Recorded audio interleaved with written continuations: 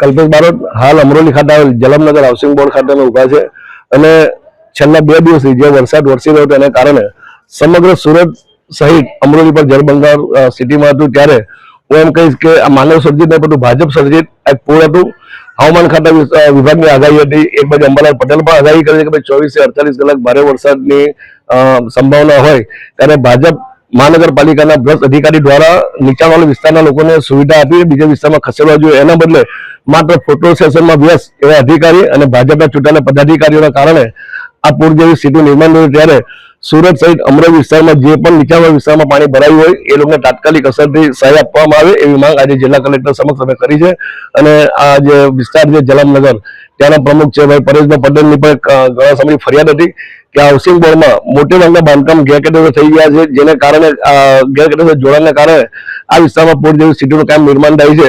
અને હાઉસિંગ બોર્ડે નોટિસ આપવા છતાં પણ 100 થી વધારે જેટલા બાંધકામ આ વિસ્તારમાં થયા છે, જેને કારણે હાઉસિંગ વિસ્તારમાં દર વખતે પાણી ભરાઈ જાય છે। મંગલ વિશાલ લખમણભાઈ, જલારામ આપણે હાઉસિંગ બોર્ડમાં રહીએ છીએ। ત્યારે કાલે અચાનક વરસાદની વધારે આવી ગયો, બરોબર છે, તો અત્યારે ઘરમાં અચાનક પાણી ઘૂસી ગયા।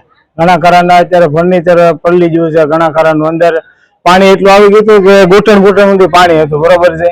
તો અચાનક આ પાણી આવ્યું એની બેદરકારી કોની હશે, એના લીધે અત્યારે અચાનક પાણી આવ્યું તો બધા એની પહેલા જાણ કરી હોય તો કોઈ પણ માણસ પોતાની સ્થળાંતર જગ્યા ગોતી લે, કોઈ પણ વસ્તુ વ્યવસ્થિત મૂકી શકે।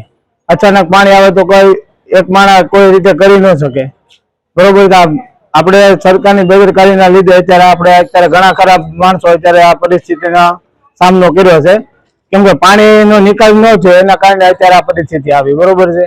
તો અત્યારે બધાની જે અત્યારે મોસ્ટ ઓફ બધા ડાયમંડમાં કામ કરે છે એમાં અત્યારે મંદી છે, બરોબર છે।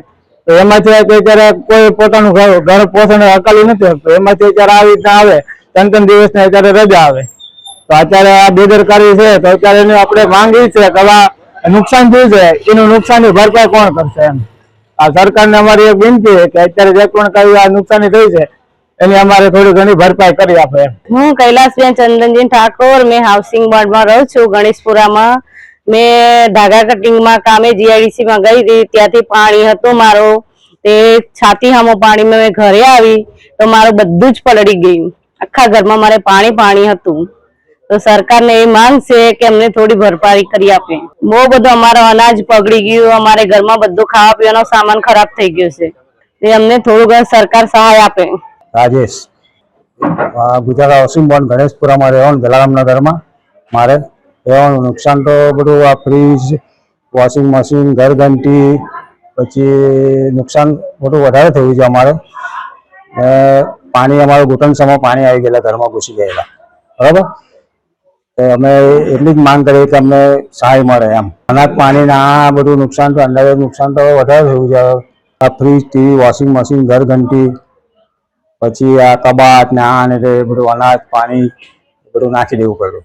તંત્ર અમારે એટલે અમારે એટલી અપીલ કરીએ કે અમને થોડીક સહાય આપે એમ। મારું નામ વંદનાબેન છે, અમે હાઉસિંગમાં ગણેશપુરામાં રહીએ છીએ જલારામનગરમાં। કાલે 1 વાગ્યાનું પાણી બહુ જ ઘૂસી ગયેલું, અડધા વાગ્યા ડૂબી ગયેલા હતા।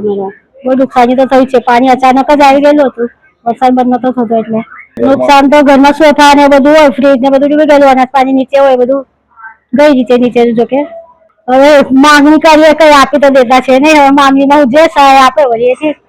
પાણી જો ગટરના પાણી જો કદાચ ગટર લાઈન તો બંધ ના હોત તો પાણી ના આવતા, મેન ગટર લાઈનના લીધે જ પાણી આવ્યું। વરસાદ એકદમ પડી ગયો, ગટર લાઈન જામ થઈ ગયેલી હતી, ગટરના પાણી પહેલા વરસાદના ઘૂસ્યા પછી ગટરના ઘૂસ્યા।